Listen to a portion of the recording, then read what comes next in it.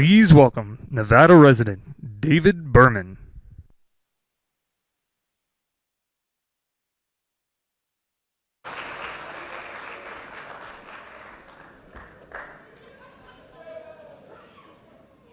They gave me a script to work from.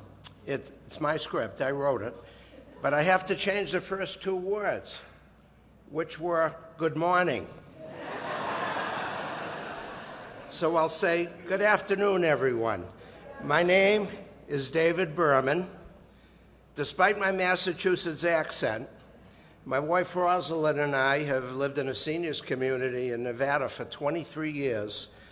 Before that, I served in the United States Air Force, and then I practiced law, and I've been a type 2 diabetic for even longer than that. I want to show you what keeps me alive.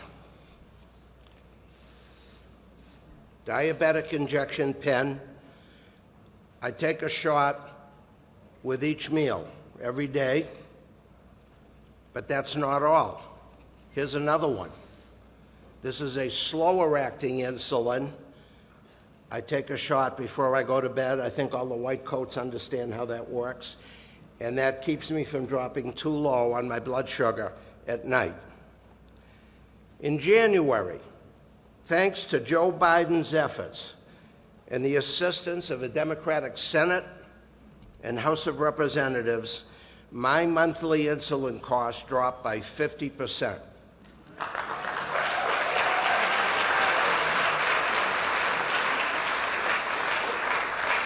And I know that countless Americans saw their costs drop even more. That's real money in my pocket, folks. Money that comes in handy on a fixed income.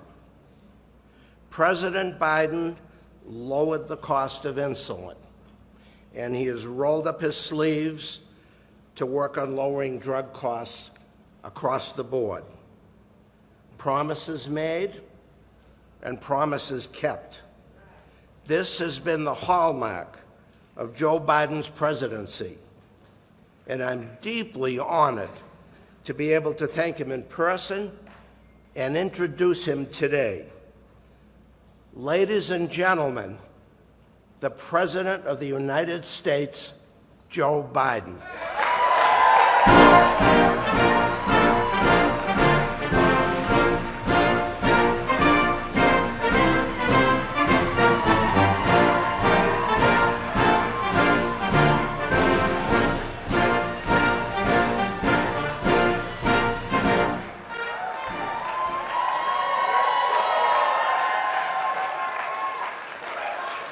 Is there a doctor?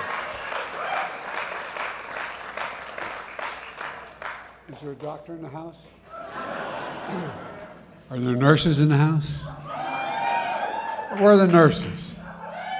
Now look, I've been a significant consumer of health care, my family has. Doctors let you live. Nurses, male and female, make you want to live. No, I'm serious. The single most underrated profession in America are nurses. Nurses. I mean it. Let me begin by thanking the president of this great university for allowing me to, take a seat if you have one. Professor Whitefield, thank you, President, he's a professor as well, but thank you for allowing me back on campus. I have gotten no additional degrees in the lately, but thank you for letting me be here. And David, thanks for that introduction. You know, I really mean it. It makes a difference in people's lives, what we're doing and what you all are supporting. And Dina Titus and Steve Horsford, two of the best members of the Congress that I've ever dealt with. There you are. And we have the Attorney General here, too. Folks, you know, Aaron and state and local tribal leaders are here. Would the tribal leaders stand up? Because I don't know how many are here. Because I was...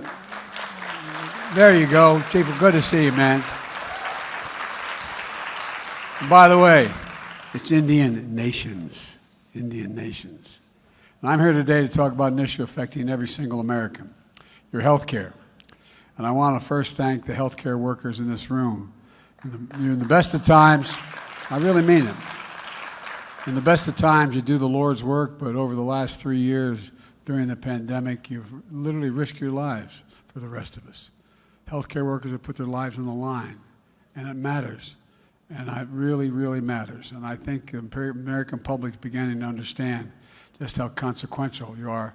They're used to going to the doc, but they're not used to the doc going into a tough area to take care of them. And we lost 1 million people, and we would have lost a lot fewer if we started earlier, not because of the doc's decisions, but because of other decisions made. Oh, wow, I didn't see you all up there. Holy mackerel, don't jump. Don't. Well, all Americans deserve peace of mind that if illness strikes or they have an accident occurs in their family, they can get the care they need, but they can afford the care they need. But the truth is, too many folks lie in bed at night staring at the ceiling wondering what they would do if something happened. If their spouse got a serious illness, or if they got very sick, or their child got sick, and something happens to them. You know, I remember we lived in I raised in a normal middle-class home back in Delaware, a 3-bedroom house with 4 kids, and a grandpop living with us, a split-level home. And my bedroom was next to my mom and dad's, me and my 3 brothers, and we had 2 sets of bunks. And you could tell when Dad was restless. I remember one night, true story, one night my dad, I could feel like he was rolling in bed because the headboard was hit the side of the wall. And I next morning asked I said, God's truth, I asked my mom. I said, I was in, I think, a junior in high school. So what's the matter with Dad? She said, we just lost our insurance. His business was no longer going to cover insurance for the employees. It was a consequential decision that affected my dad and would have affected if any one of us had gotten really sick. What happens? Do you have to sell the house? Do you have to make some kind of sacrifice that exceeds what is actually reasonable? And it's about your dignity. You know, do you have enough insurance? Can you afford these medical bills? If it gets bad enough, do you have to do something drastic in order to pay for it? And for seniors on fixed income who often need expensive medications to stay healthy, the constant question is, can they pay for the medications? Can they pay the bills without giving up the important elements of their lives? Because the bottom line is, at the end of the month, do you have enough to pay all that you need and take care of the exigencies that occur? It's not just the elderly. It's almost every family out there. It's not just your health. It's about your dignity. It's about your security. That's why my administration is focused intensely on getting more people affordable health care by lowering prescription drug costs and giving families just a little bit, as my dad would say, a little bit of breathing room. We passed the historic laws to get that done. And now we're moving quickly to implement those laws so people can feel the effects of what we did. We passed them last year, but they didn't take effect until January. The first thing we did was to help people who were truly struggling to gain access to affordable health care through the Affordable Health Care Act, and that was, or better known as Obamacare. I signed a rescue plan that increased the coverage and lowered prices for affordable health care, saving millions of people about $800 a year. My new budget for this year makes that permanent. Almost 100,000 Nevadans get their health care through the Affordable Health Care Act, and 300,000 have coverage because of expanded Medicaid under the Affordable Health Care Act. Unfortunately, and by the way, I mean this sincerely, this is not a broad criticism of all Republicans. This is not your father's Republican Party. This is a different breed of cat now that's in charge. No, but think about it. You know, I knew a lot of good Republicans who represented this state as senators. They were friends. We disagreed, but they were conservative Republicans. But these MAGA Republicans, they're just different. They continue to be determined to repeal the Affordable Care Act. And you know, it's hard to believe, but they've already voted to change or get rid of the Affordable Care Act since it passed 50 times, 50. They failed every time. And the one thing I want you to know about the Affordable Care Act is that the way for people with pre-existing conditions to get health care, if you have a pre-existing condition and you can't afford your health care, your private plans, you do not get coverage anywhere. And this is the only outfit. If in fact you do away with the Affordable Care Act, if you have a pre-existing condition, you don't get coverage otherwise. If MAGA Republicans had their way, as many as 100 million people with pre-existing conditions would lose their protection.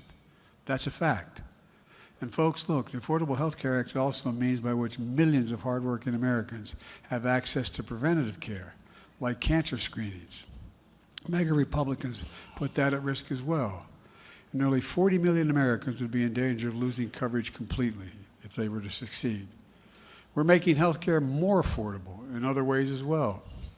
Last year, I proposed a piece of legislation called the Inflation Reduction Act, which we got a lot of things done bipartisanly. This one, there was not any support on the other team at all. But the result of the law is that seniors on Medicare get common vaccines for things like tetanus, whooping cough, shingles. They get them for free now. They used to cost them up to $200 per shot, average $100 per shot.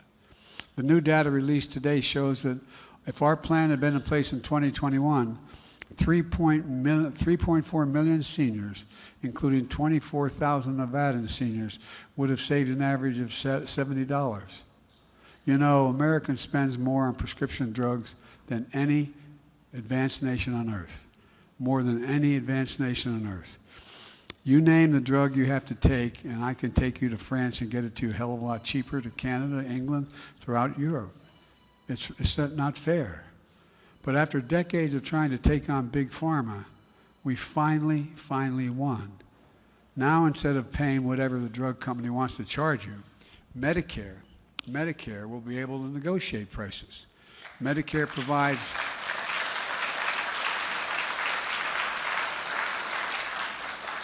will drive down prices because we give Medicare the same power that the Department of Veterans Affairs has.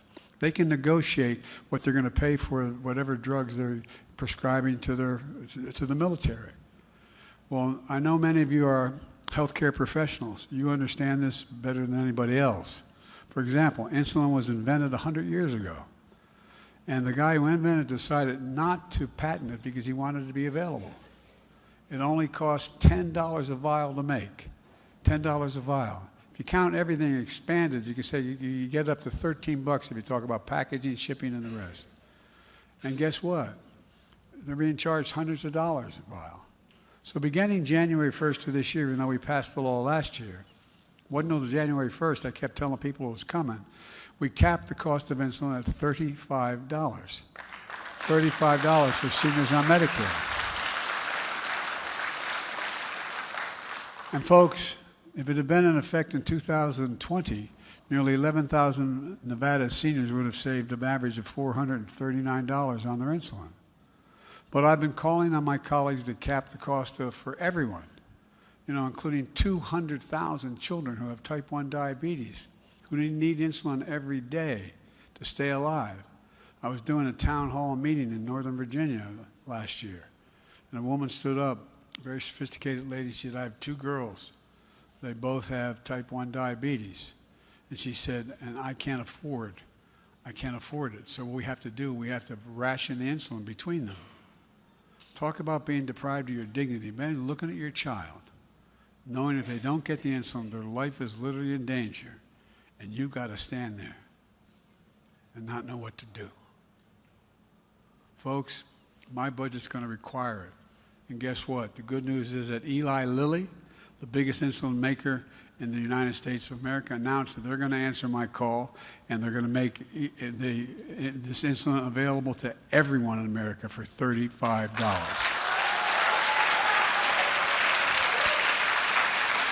And yesterday, Novartis, another drug maker, announced they're cutting their prices for insulin as well. Look, folks, another aspect of the Inflation Reduction Act, and it's a fancy sounding phrase, but is the drug companies that raise prices faster than faster than inflation, have to pay back the difference to Medicare. So if they're raising the price and Medicare and you have the circumstance where the inflation is up 4% and they increase it 12% or 15%, they have to pay the difference to Medicare. Yesterday I learned that last quarter drug companies hiked the prices for 27 drugs that are on the market above the new limit. Now those manufacturers are going to have to pay the difference back to Medicare.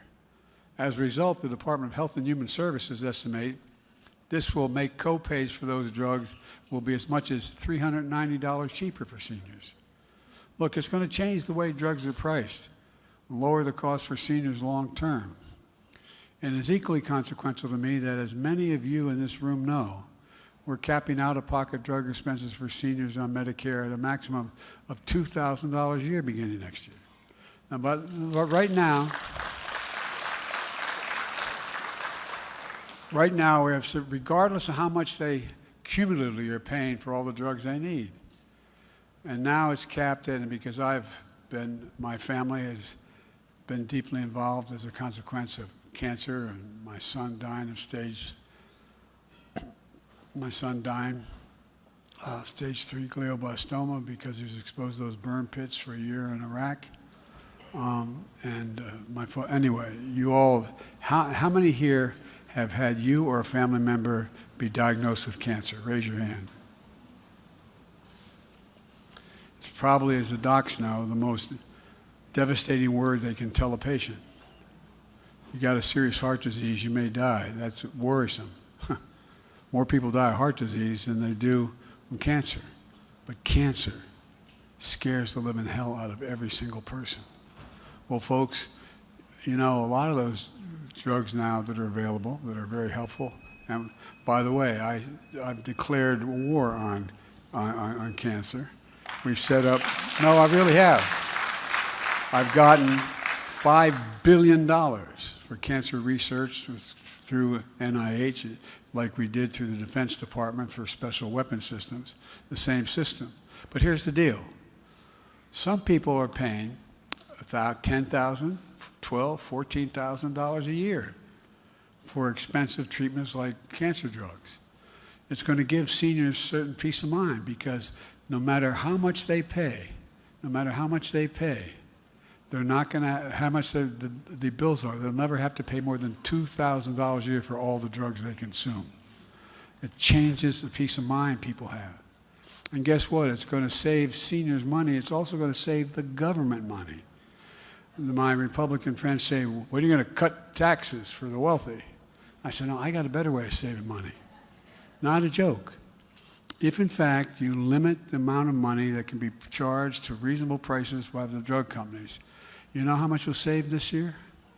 $160 billion. $160 billion. Why? Because it's $160 billion less they have to pay out to provide the drugs for the seniors. So it's not only the right thing to do, it is a conservative thing to do in terms of cutting the federal budget. But here's the deal. As I've said, this is not your father's Republican Party. The mega Republicans in Congress don't think any of this is a good idea. They think big pharma should be able to make the exorbitant profits at the expense of the American people they've been making.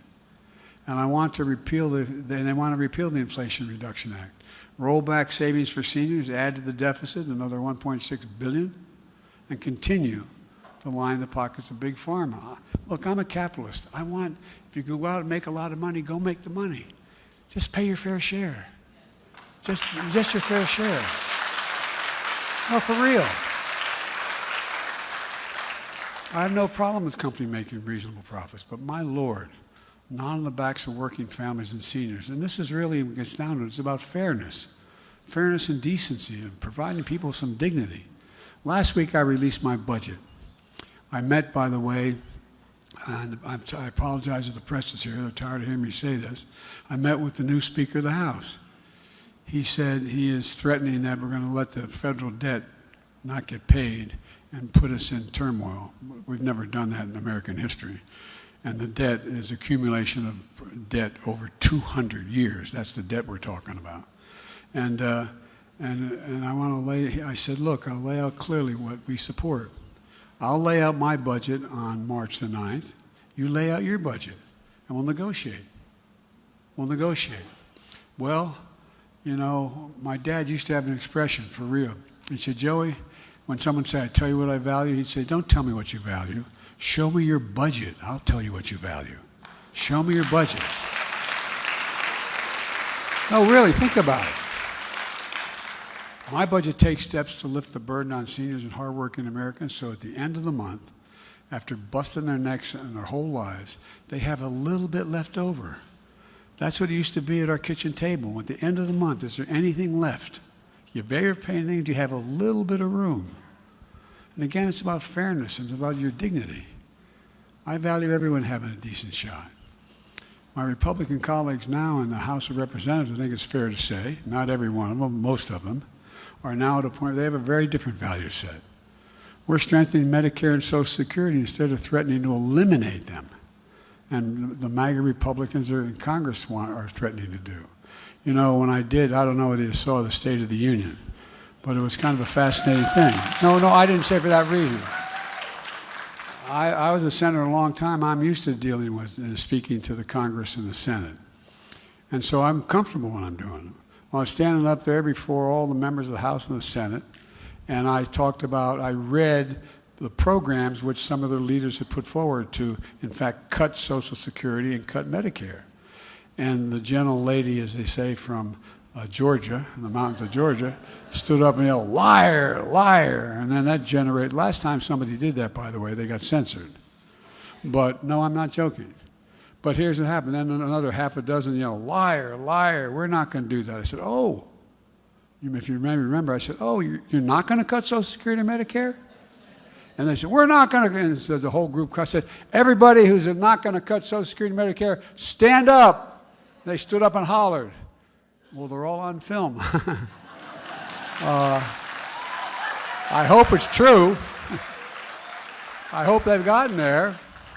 But I'll believe it when I see it. Look, you paid for Social Security from the time you got your first check when you were 16 years old, working as a lifeguard or something, okay? And I'm determined to protect them both. There's ways to protect them without cutting them. Look, let me close with this. You know, let's finish the job. Let's protect the lower prescription drug costs for everyone. Let's expand health care for more people to get care. Let's keep building the economy from the middle out and the bottom up, not from the top down. And by the way, when that happens, when the middle does well and the bottom rises, the wealthy still do very, very well. And no one, I commit to you, and I committed to this when I got elected, when I was running, no one making less than $400,000 will see a penny in federal taxes raised as long as I'm President of the United States of America. But look, but again, it's about just paying a fair share. When I got elected, there were, I think it was don't hold me to the exact number, 690 billionaires in America. There's now 1,000. You know what the average federal tax they pay is? THREE%, 3. They pay a lower tax rate than the custodians in this building. They pay a lower tax rate than any of you, basically. And so it's just not fair. I think you should be able to be a billionaire if you can earn it. But just pay your fair share. Just pay something. By the way, you know, everybody said, well, how was I able to have these new programs and still cut the deficit $1.7 trillion the last 2 years? Well, it's pretty straightforward. There were 550 companies of the Fortune 500 that made $40 billion that didn't pay a penny in tax, zero, nothing in taxes. So I said the outrageous, and we got votes for it. I said they ought to pay a minimum of 15%. 15%, that's less than y'all pay. And guess what? It allowed me to cut the deficit. So folks, this is about just basic fairness and decency. There's nothing radical about what I'm proposing. And if you look at the polling data, it's overwhelmingly popular, what we proposed. Matter of fact, it's a hell of a lot more popular than I am. But I'm serious. So this is no time to turn around. Look, with the American people, understandably, a lot of people have lost faith in government for a lot of reasons. And here's the deal. We promised these things, and they haven't seen it.